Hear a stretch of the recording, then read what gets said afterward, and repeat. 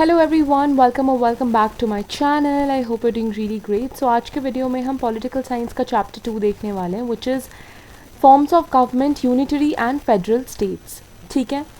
सो इस चैप्टर में भी हम पिछले चैप्टर की तरह ही मीनिंग्स देखेंगे, फीचर्स देखेंगे, डिफरेंसेस देखेंगे, प्रोज एंड कॉन्स देखेंगे, कौन से ऐसे स्टेट्स एग्जाम्पल्स देखेंगे, and you know how is it impacting are government and all of that, वो देखेंगे। ठीक है, यही सब चीज़ें हैं, काफ़ी ईजी है, nothing to be worried about. मैं आपको पहले ही बता दूँ यूनिटरी और फेडरल स्टेट्स का बेसिक मतलब क्या होता है। यूनिटरी स्टेट वो होते हैं जहाँ पे सिर्फ एक सेंट्रल अथॉरिटी होती है, मतलब सेंट्रलाइज्ड होती है power.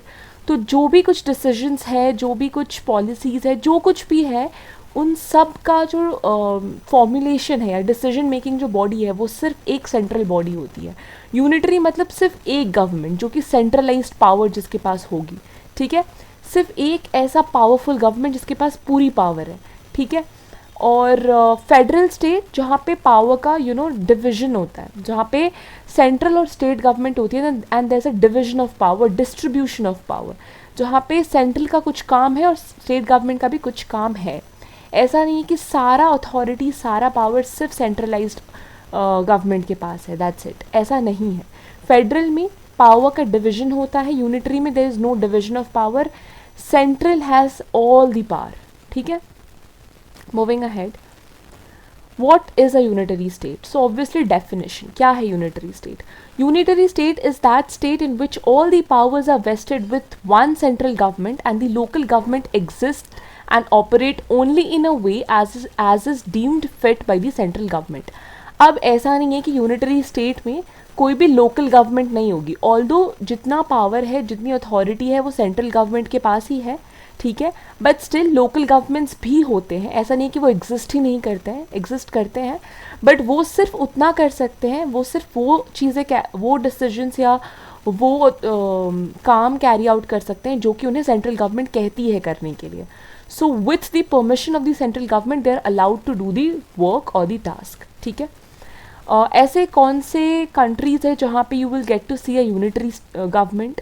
Britain, France, Japan, Italy, China, Afghanistan, Albania, Bulgaria, Bangladesh, Algeria, Congo, Cuba, ये सारी ऐसी कंट्रीज़ है जहाँ पे आपको यूनिटरी स्टेट देखने को मिलेगा। ठीक है। Just learn few of the examples. Some popular definitions of unitary state. अब यहाँ पे कुछ ऐसे फिलोसोफर्स हैं जिन्होंने अपनी डेफिनेशन दी है यूनिटरी स्टेट की। जैसे हरमन फाइनर ने कहा है, unitary government is one in which all the authority and powers are lodged in a single centre whose will and authority are largely omnipotent over the whole area.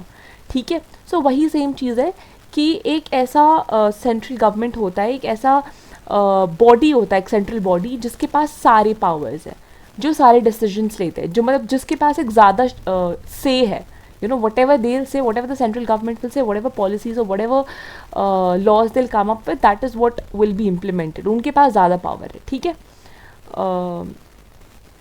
So yes, that's a unitary state. अब आप यहाँ पे देख लो, इसके through you will get to know what is a unitary state. ठीक है, again this is very important. जैसे ये हो गया आपका सेंट्रल गवर्नमेंट, ये हो गए आपकी लोकल गवर्नमेंट्स। अब central government possesses all the power and authority. ठीक है।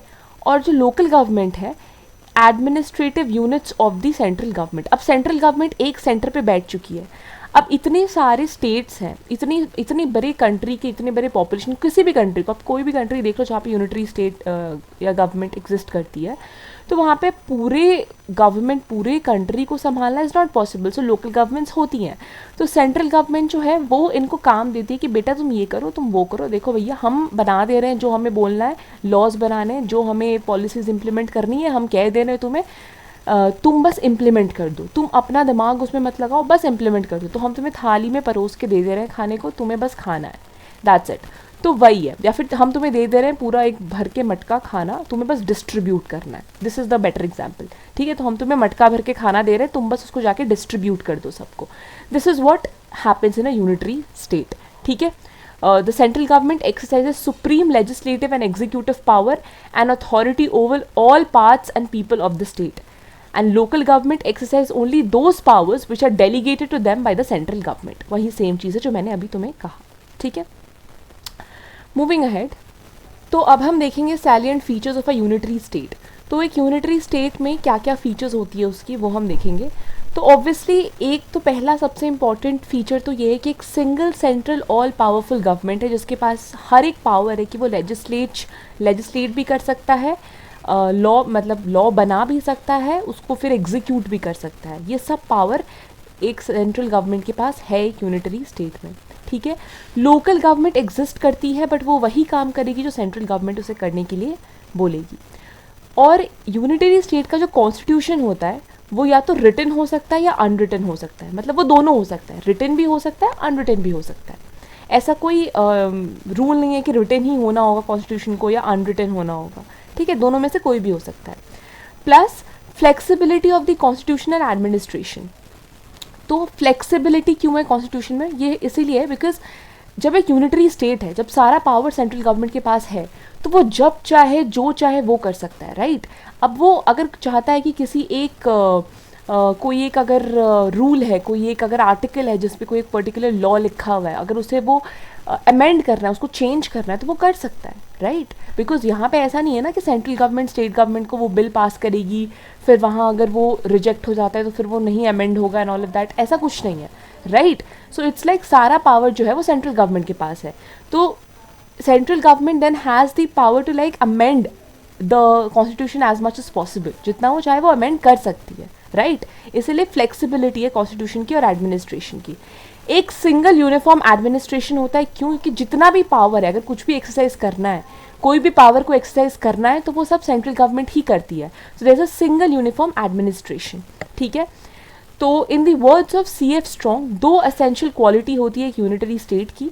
पहला तो सुप्रीमेसी होता है सेंट्रल पार्लियामेंट का, और दूसरा कि there is an absence of subsidiary sovereign bodies.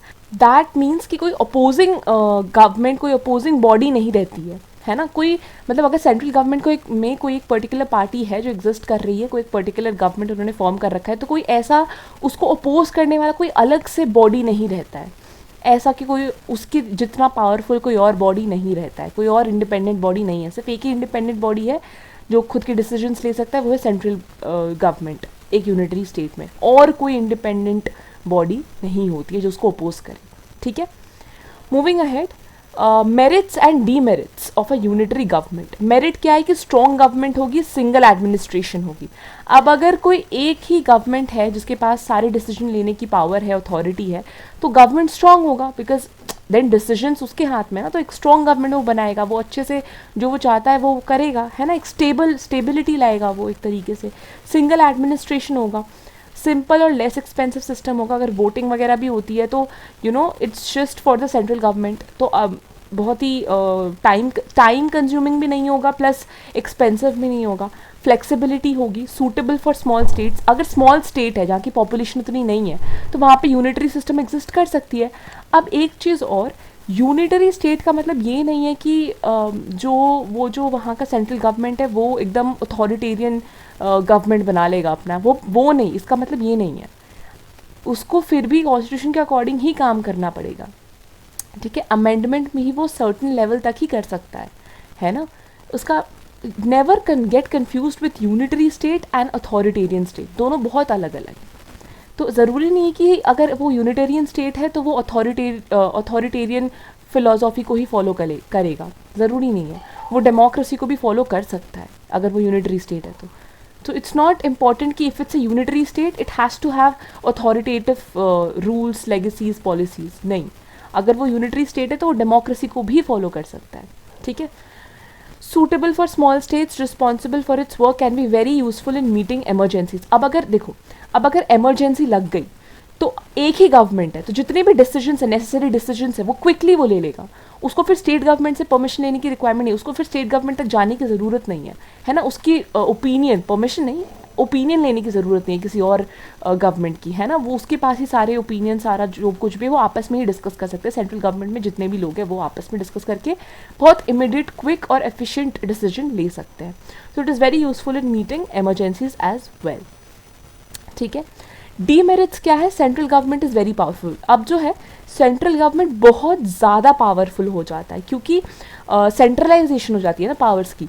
तो इसीलिए ऐसा भी हो सकता है, बट ऐसा ज़रूरी नहीं है कि डिक्टेटरशिप आए, बट ऐसा हो सकता है कि अथॉरिटेटिवशिप या फिर डिक्टेटरशिप, मतलब पूरा अपना डिक्टेटरशिप और अथॉरिटेरियन स्टेट क्या होता है, अथॉरिटेरियन फिलोसफीज़ क्या होती है, क्या होता है, पॉलिसीज़ क्या होती है, वो मैंने आपको ऑलरेडी पिछले चैप्टर में एक्सप्लेन कर दिया है। तो ऐसा हो सकता है कि जब यूनिटरी स्टेट, जब सेंट्रल गवर्नमेंट के पास सारी पावर आ जाती है तो डिक्टेटरशिप की तरफ वो कन्वर्ट हो जाए, तो ये इसका एक डीमेरिट होता है, ठीक है, कि देयर आर चांसेस कि डिक्टेटरशिप में आ जाए वो चीज़। डेंजर ऑफ इनएफिशिएंसी, अब ऐसा हो सकता है कि जब, अब देखो, अब अगर एक ही सेंट्रल गवर्नमेंट है जिसको सब कुछ करना है, तो बहुत ज़्यादा अगर काम, बहुत ज़्यादा अगर वर्कलोड आ जाता है तो इनएफिशिएंट डिसीजंस भी वो ले सकता है। ऐसा हो सकता है कि वर्कलोड के कारण वो ऐसे डिसीजंस ले ले जो कि जनता के हित में नहीं है, which is not for the people, है ना, which is not for the welfare of the people. हो सकता है, there are probabilities of this, so this is another demerit.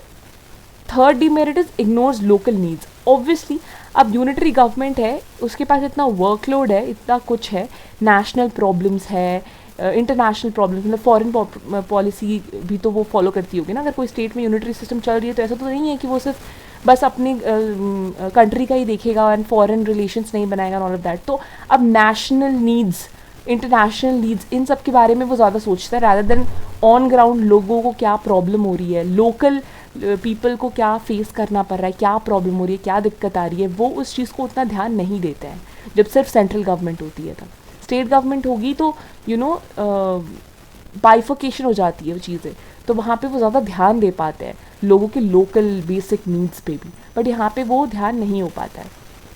Unsuitable for big states, obviously अब इतने सारे रीजन से local needs नहीं मीट कर पाएगा एंड ऑल ऑफ दैट। तो जो बिग स्टेट्स होती है जहाँ की पॉपुलेशन बहुत ज़्यादा है, अब वहाँ पे अगर आप लोकल नीड्स ही फुलफिल नहीं कर पा रहे तो कोई पॉइंट नहीं है ना। तो काफ़ी केओस और मेस क्रिएट हो जाएगा फिर। मोर dependent on bureaucracy, a unitary government is more bureaucratic. The existence of a single political executive and legislature for the whole of the state makes way for the dominance of administration by the bureaucrats. It is the bureaucracy which really runs the central and local administration. अब obviously central government जब है, एक single political executive और legislature अगर है पूरे state के लिए, पूरे country के लिए, तो कहीं ना कहीं जो bureaucrats है उसके पास power बहुत ज़्यादा आ जाती है। वो कहीं ना कहीं सेंट्रल गवर्नमेंट को भी और लोकल एडमिनिस्ट्रेशन को भी रन करने लगता है, because advice eight the end of the day उसे ही देना है एंड ऑल ऑफ दैट, है ना।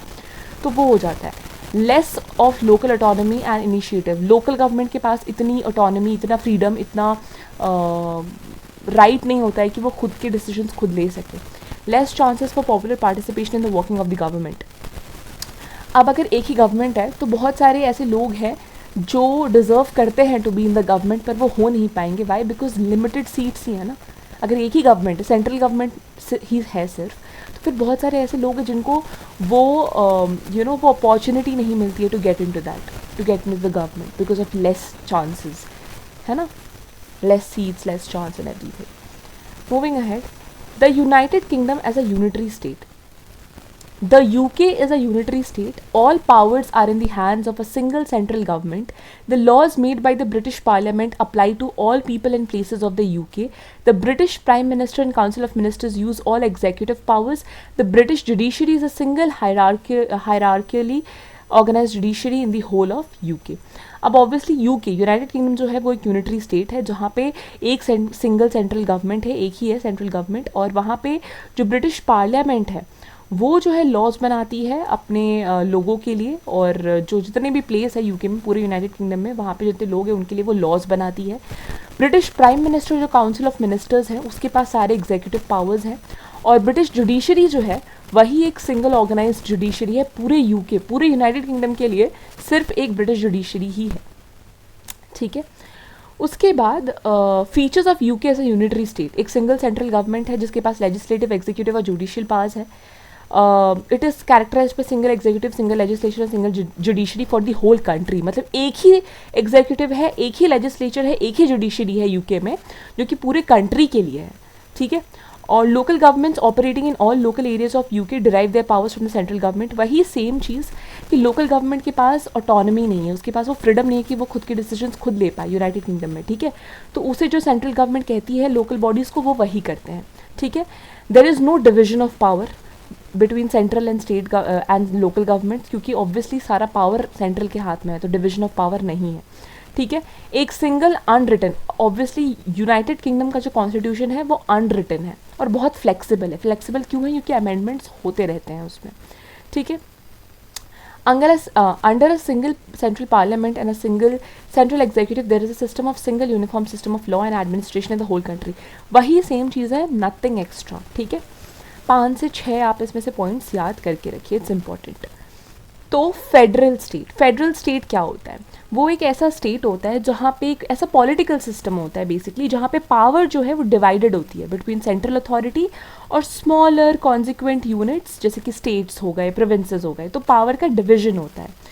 तो जो दोनों गवर्नमेंट है, अब सेंट्रल में जो गवर्नमेंट है और स्टेट या प्रोविंस में जो गवर्नमेंट है, उसके पास खुद का एरिया ऑफ रिस्पॉन्सिबिलिटी और ऑटोनॉमी है, फ्रीडम है दोनों के पास कि खुद के वो डिसीजंस ले सकते हैं, जो भी उनका एरिया है, जहाँ पे भी वो एरिया ऑफ रिस्पॉन्सिबिलिटी वो होल्ड करते हैं, ठीक है। जैसे कि आप यूनाइटेड स्टेट्स देख लो, जर्मनी देख लो, ये ऐसे रीजन्स हैं जहाँ पे आपको फेडरल सिस्टम देखने को मिलेगा, ठीक है। इंडिया देख लो, इंडिया में भी, बट इंडिया में क्वासी फेडरल है, जो कि मैं आपको बाद में एक्सप्लेन करूँगी क्या है, but proper federal state system आप देख लो यूनाइटेड स्टेट्स, जर्मनी वगैरह में है, ठीक है। सो फेडरल स्टेट और फेडरेशन, इसका मतलब क्या होता है? The term federation stands derived from the Latin word foedus which means agreement और ट्रीटी, ठीक है। This is a factual detail which is very very important. Federal state मैंने आपको बता दिया कि क्या होता है। अब आप यूएसए क्यों एक फेडरेशन है वो आप देख लीजिए। It was originally formed by the 13 small states which secured independence from the yoke of British imperialism and then entered into an agreement to form the United States of America. However, this example and the above analysis should not be taken to mean that it is the only method by which a federation can come to existence. A federation can come into existence in another way. A big sovereign state can decide to reorganize itself as a state with one common central government and several state governments, each working within a particular portion of the territory of the state and enjoying internal autonomy of running the administration. वही चीज़ है, कुछ extra नहीं है कि वही central government होती है और एक सेंट्रल अथॉरिटी होती है और स्मॉलर कॉन्सिक्वेंट यूनिट्स होती है, जैसे कि स्टेट्स हो गए, प्रोविंसेस हो गए, जिनके पास खुद का एरिया ऑफ रिस्पॉन्सिबिलिटी और ऑटोनॉमी होता है, ठीक है। अब बहुत सारे फिलोसोफर्स हैं जिन्होंने अपने डेफिनेशंस दिए हुए हैं। हैमिल्टन ने जैसे कि कहा है कि एक फेडरेशन जो है वो एक association of states that form a new one, उसे कहते हैं। तो इसमें से आप किसी एक फिलोसोफर का डेफिनेशन भी याद कर सकते हो, गार्नर का कर लो। गार्नर्स का डेफिनेशन जो है, federal government can be defined as a system of central and local governments combined under a common sovereignty, both the central and local governments being supreme within definite spheres marked out for them by the general constitution or by the act of parliament which creates the system, ठीक है। Features of a federal state, division of power देखने को मिलेगा, ठीक है। उसके बाद written constitution होता है, क्योंकि ये एक फेडरल कॉन्स्टिट्यूशन है तो वह, और यहाँ पे एक प्रॉपर डिवीजन ऑफ पावर है, तो इट इज़ वेरी इंपॉर्टेंट कि एक रिटन कॉन्स्टिट्यूशन हो जहाँ पे इन दोनों के जो पावर्स है वो अच्छे से लिखे हुए हो, वो अच्छे से डिफाइंड हो, ताकि अच्छे से स्मूथ एडमिनिस्ट्रेशन चले, ठीक है। उसके बाद रिजिड कॉन्स्टिट्यूशन। अब ऑब्वियसली एक फेडरल कॉन्स्टिट्यूशन जो है वो एक रिटन कॉन्स्टिट्यूशन है और वो एक रिजिड कॉन्स्टिट्यूशन भी है। क्यों? क्योंकि अब सेंट्रल और स्टेट बार बार अमेंडमेंट ना करे, इसीलिए इसे एक रिजिड कॉन्स्टिट्यूशन कहते हैं। क्यों? अगर बार बार अमेंडमेंट होगी तो मतलब वो सही नहीं रहता है, फिर एक स्टेबिलिटी नहीं रहती है फिर गवर्नमेंट में, तो इसलिए काफ़ी एक रिजिड कॉन्स्टिट्यूशन है। और जो यूएसए का कॉन्स्टिट्यूशन है ना, उसमें अगर कोई अमेंडमेंट की रिक्वायरमेंट है तो बहुत डिफिकल्ट है, क्योंकि यहाँ पे 2 स्टेज होता है। पहला तो प्रपोजल, दूसरा रैटिफिकेशन। पहले अमेंडमेंट, जो प्रपोजल है अमेंडमेंट का, उसको 2/3 मेजॉरिटी मिलनी ही चाहिए दोनों हाउसेस से, हाउस ऑफ रिप्रेजेंटेटिव्स और सेनेट, जो 2 हाउस है ना यूएसए के, वहाँ से उसको 2/3 मेजॉरिटी मिलना ही चाहिए उस प्रपोजल को। उसके बाद एक बार वो मिल गया तो वो जो प्रपोजल है अमेंडमेंट का, उसको रैटिफिकेशन के लिए भेजा जाता है, ताकि उसको 3/4 ऑफ द स्टेट लेजिस्लेचर, या तो वो या फिर convention in 3/4 of the state, वहाँ से अगर वो रैटिफाई होता है तभी जाके वो अमेंडमेंट होता है। Supremacy of the federal constitution, constitution he supreme है, कॉन्स्टिट्यूशन से ऊपर कुछ नहीं है। Constitution is the supreme law of the land, ठीक है। जो भी काम होता है सेंट्रल में या स्टेट में, जो दोनों हाउसेस होते हैं, वो जो दोनों हाउसेस में जो भी काम होता है वो कॉन्स्टिट्यूशन के अकॉर्डिंग ही होता है, कॉन्स्टिट्यूशन के बाहर जाके कुछ आप नहीं कर सकते, ठीक है। सुप्रीम और इम्पार्शल जुडिशरी होती है। तो एक फेडरल स्टेट में जो जुडिशरी है वो सुप्रीम अथॉरिटी होती है और वो इम्पार्शल होती है, कोई पार्शियलिटी नहीं करती है, ठीक है। और एक बात हमेशा याद रखना कि एक फेडरल स्टेट में कॉन्स्टिट्यूशन सुप्रीम होती है, supreme law of the land constitution ही होती है। कॉन्स्टिट्यूशन के बाहर जाके अगर कुछ भी काम होता है तो फिर जुडिशरी उसके खिलाफ एक्शन लेती है। डुअल एडमिनिस्ट्रेशन होती है और डुअल सिटीजनशिप भी होती है, ठीक है। डुअल एडमिनिस्ट्रेशन क्यों होती है? क्योंकि दो डिवीजन ऑफ पावर है ना, एक सेंट्रल और एक स्टेट के बीच में, इसीलिए। और डुअल सिटीजनशिप ये हो भी सकता है, नहीं भी हो सकता है, ठीक है। ज़रूरी नहीं है कि एक फेडरेशन में डुअल सिटीजनशिप हो, बट एक फेडरेशन में डुअल सिटीजनशिप हो भी सकता है, होता है। बट ऐसा अगर जैसे इंडिया में देख लो, इंडिया वैसे प्रॉपर फेडरल स्टेट नहीं है, बट फिर भी यहाँ पे डुअल सिटीजनशिप नहीं होती है, ठीक है। अदरवाइज स्विट्ज़रलैंड हो गया, यूनाइटेड स्टेट्स हो गया, यहाँ पे डुअल सिटीजनशिप चलती है। एक तो आपके पास आपके स्टेट या प्रोविंस का सिटीजनशिप होगा और एक आपके पास सेंट्रल सिटीजनशिप होगा, दो सिटीजनशिप चलता है। बाई कैमरल लेजिस्लेचर वही है, दो हाउसेस के बीच में डिवाइडेड है, दो हाउसेस ऑफ द गवर्नमेंट के बीच में पावर डिवाइडेड है, उसी को बाई कैमरल लेजिस्लेचर कहते हैं। इक्वालिटी होती है ऑल फेडरेटिंग स्टेट्स में, और एग्जाम्पल्स यहाँ पे दिए हुए हैं जो जिसमें से आप कुछ याद कर सकते हो, ठीक है। What is a confederation? तो कॉन्फेडरेशन क्या होता है? कॉन्फेडरेशन जो है वो बेसिकली एक यूनियन होता है बहुत सारे सोवरेन स्टेट्स और रीजन्स का, जिनका एक कॉमन पर्पस होता है। वो एक साथ इसलिए आते हैं क्योंकि उनका एक कॉमन पर्पस होता है, जैसे कि आपका डिफेंस हो गया, ट्रेड हो गया, है ना, इन सब के लिए वो एक साथ आते हैं जब उनका कॉमन इंटरेस्ट, उनका कॉमन प्रॉब्लम या उनका कॉमन पर्पस होता है, ठीक है। In the words of Hall, a confederation is a union strictly of independent states which consent to forego a part of their liberty of action for certain specific objectives. ठीक है। अब जो member states of a confederation है, they can retain their sovereignties and independent statures, this do not merge to form a single big sovereign state, they simply organise a common confederal government for satisfying a shared and common need and or some needs. Confederation is usually organized through a treaty or an agreement among some sovereign states which clearly lays down the organization powers and functions of a confederal government. जब उनको ऐसा होता है कि उनकी common purpose है, उनका common function है या उनका कोई कॉमन गोल है ना, तभी वो एक साथ आते हैं। इसका मतलब ये नहीं है कि वो एक साथ आके कोई एक सिंगल बड़ा सा कुछ एक सोवरेन स्टेट बनाना चाहते हैं इसलिए साथ में आ रहे हैं, ऐसा कुछ नहीं होता है। बस उनका पर्पस, उनका फंक्शन, उनका गोल, उनका एस्पिरेशन सेम रहता है, तभी वो एक साथ आते हैं, ठीक है। Basic points of difference between federation and confederation. Federation और कॉन्फेडरेशन के बीच में डिफरेंस क्या होता है? Confederation is a loose union, federation is a complete union. Confederation किस बेसिस पे होता है? जब आपके कॉमन फंक्शन या कॉमन पर्पस हो उसके बेसिस पे होता है, तो इसीलिए इतना एक स्ट्रॉन्ग यूनियन नहीं होता है, स्ट्रॉन्ग मिलाप नहीं होता है। But federation is a complete union, ठीक है। क्योंकि फेडरेशन में जो है आपको यू सी दैट यहाँ के जो मेंबर स्टेट्स हैं वो एक साथ मिल के एक बड़ा सा सोवरेन स्टेट बना रहे हैं।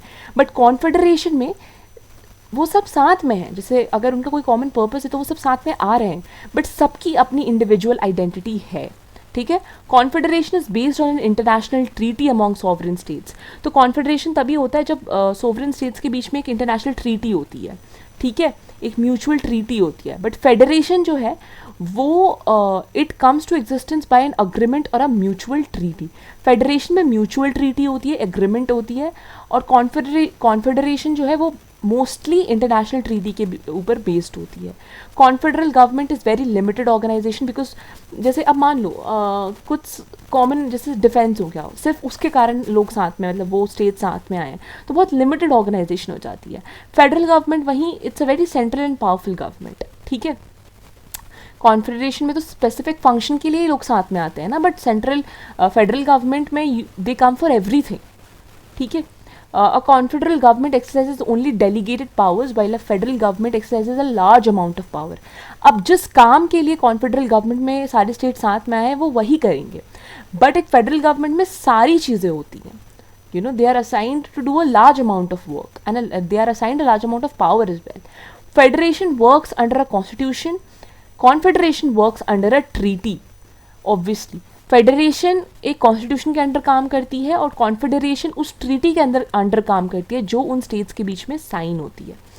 ठीक है, तो federation is a nation state, confederation is a group of nation state. अब फेडरेशन की एक इंडिविजुअल आइडेंटिटी है कि वो वही एक नेशन स्टेट है, फॉर्म कर रहा है नेशन स्टेट, बट कॉन्फेडरेशन में सबकी इंडिविजुअल आइडेंटिटी है, इसीलिए इसे कहते हैं it's a group of nation states. तो ये डिफरेंस है।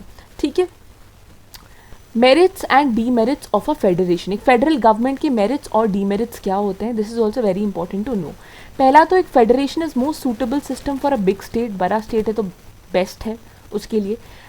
It constitutes the only hope for the small states of the world to combine to secure the gains of union and yet maintain their individual and autonomous identities.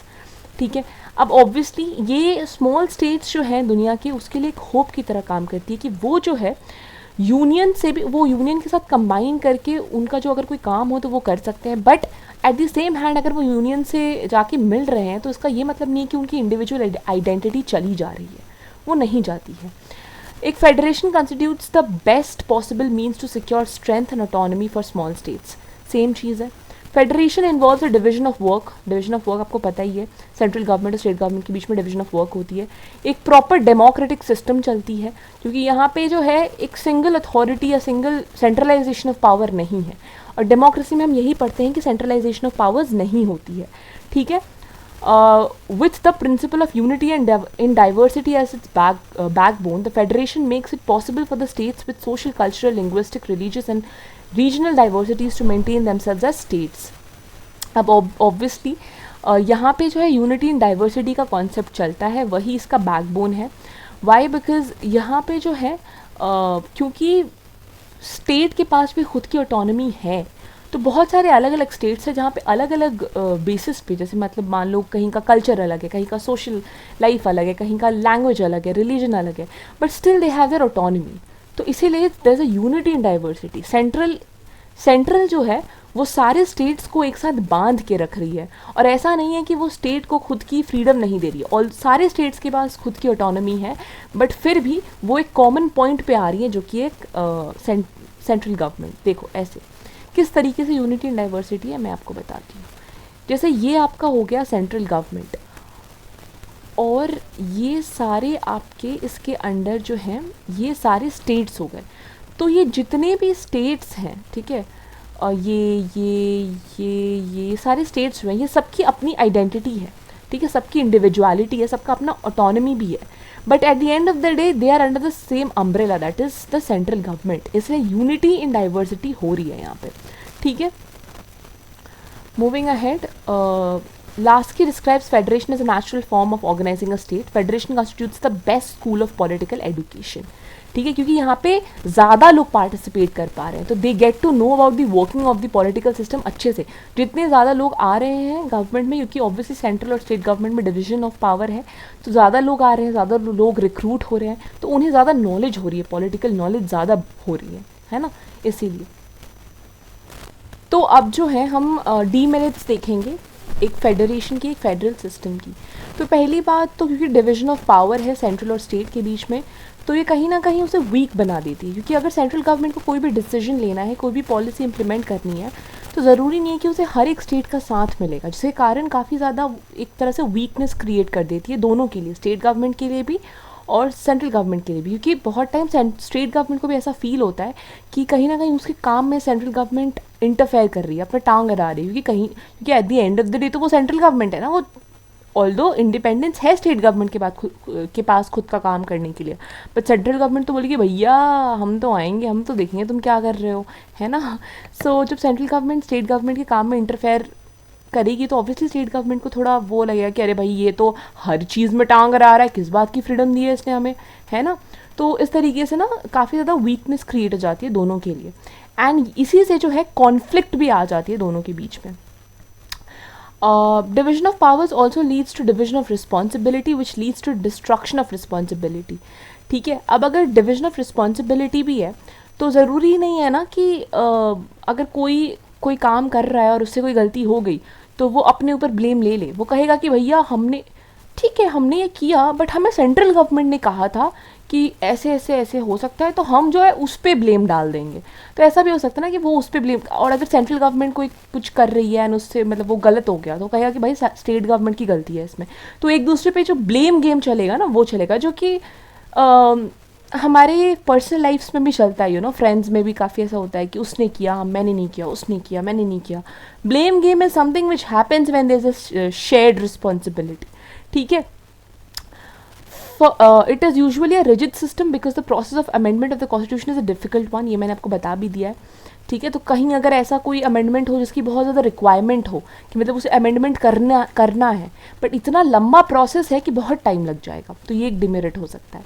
Further even the supporters of federalism admit that it is a very expensive system, क्योंकि obviously legislatures होती है, executives होती है, judiciary's होती है जो काम करती है, and which are a source of big complexities and are strain on the finance of the state. अब वो जो काम करती है वो कहीं ना कहीं ऑब्वियसली उसे भी तो फाइनेंस चाहिए ना वो काम के लिए, तो इसीलिए काफ़ी एक्सपेंसिव हो जाता है और कॉम्प्लेक्स भी हो जाता है। जो लॉ और एडमिनिस्ट्रेशन का डुप्लीकेशन होता है कि स्टेट अलग कर रही है, सेंट्रल अलग कर रही है, तो उसमें काफ़ी ज़्यादा पैसे भी वेस्ट होते हैं। The principles of unity and in diversity and union with autonomy are in actual practice always a source of regionalism and parochialism in the political life of the federation. अब ऐसा भी हो सकता है कि जैसे देखो, the particular interest pursued by the federal units are often in conflict with the general and national interests being pursued by the central government. Divergence of interest among the federal units and between these and the national interests at times produces sharp conflict or at least unhealthy competition among the units and between them and the center. अब ऐसा हो सकता है कि जैसे कि जो central government होती है वो तो जनरल और नेशनल इंटरेस्ट के अकॉर्डिंग काम करेगी, और जो स्टेट गवर्नमेंट है उसके कुछ ऐसे इंटरेस्ट हो सकते हैं जो कि कॉन्फ्लिक्टिंग हो सेंट्रल गवर्नमेंट से। दोनों की वाइब मैच नहीं कर सकते, है ना। आज जेंजी लैंग्वेज में बोलूँ तो वाइब मैच नहीं करेगा। सेंट्रल गवर्नमेंट बोलेगा कि अरे भैया हमारा तो अलग हम पॉलिसी फॉलो कर रहे हैं, हम अलग इंटरेस्ट नेशनल इंटरेस्ट को देख रहे हैं, तुम अलग देख रहे हो, हमारी वाइब मैच नहीं कर रही, कॉन्फ्लिक्ट हो जाएगा, है ना। और बहुत time racial, linguistic, religious, regional differences भी होती है माइंड्स ऑफ द पीपल में, जिसकी वजह से डिसइंटीग्रेशन होती है the always at work in federation में डिसइंटीग्रेशन होती है। ठीक है। Some common problems of a federation और some problems that a federation can face. Problem of ensuring a clear-cut and settled division of power between the state and the federation state, settling center-state disputes, securing harmonious, cooperative, healthy, competitive relations between the central and the state, overcoming regional imbalances and regionalism, securing a strong central government without unduly limiting the rights and autonomy of the states, nation building, national integration में, problem supremacy of the constitution and federation, maintaining the sanctity of that, problem of creating and maintaining special institution for the promotion of coordination cooperation of central. Basically यही है कि जो common problem जो उसे face करनी पड़ती है एक फेडरेशन और एक फेडरेशन या एक फेडरल स्टेट को, वो यही है कि central state disputes, central state relations और कॉन्स्टिट्यूशन उसकी जो क्रेडिबिलिटी है उसको मेंटेन करना, ये सारी प्रॉब्लम्स होती है। प्लस रीजनलिज्म कहीं ना कहीं आ जाता है तो वो भी एक प्रॉब्लम क्रिएट कर देता है। तो यही सारी कॉमन प्रॉब्लम्स एक फेडरेशन के जो एक फेडरेशन फेस करती है। ठीक है। I think that is it for today's video. आज के वीडियो में बस इतना ही। नेक्स्ट पार्ट जो है वो मैं अगले वीडियो में कवर कर दूंगी। ठीक है। So if you like the video do like, share, subscribe and comment down below how you like the video. आपको इस वीडियो के डिस्क्रिप्शन बॉक्स में प्लेलिस्ट मिल जाएंगे पॉलिटिकल साइंस, हिस्ट्री और जोग्राफी के, and also towards the end of the video आपको इसके पहले वाले वीडियो का लिंक भी मिल जाएगा, तो you can tap on that and you will directly reach to that video. And again, once again, do subscribe the channel and share it with your friends as much as possible, because this motivates me to make more and more videos. So yes, and yes, till then, happy studying, good luck.